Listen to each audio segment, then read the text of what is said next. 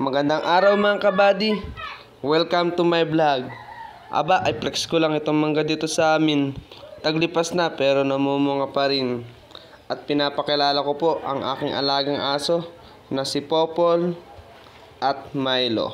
Yan po. Mababait po yan at malalambing. Aba, ay nakasungkit na pala ako ng mangga. Ito ay babalatan ko na dahil misis ko ay nilalaway na. Plus ko lang ang aking misis na masipag magpaligo sa mga alaga namin. At ito na yung mangga, nabalatan ko na. Pasensya na kayo, hindi maganda ang aking pagkakagayat. Minabadali kasi ako ng misis ko. Naglilihi na ata ito.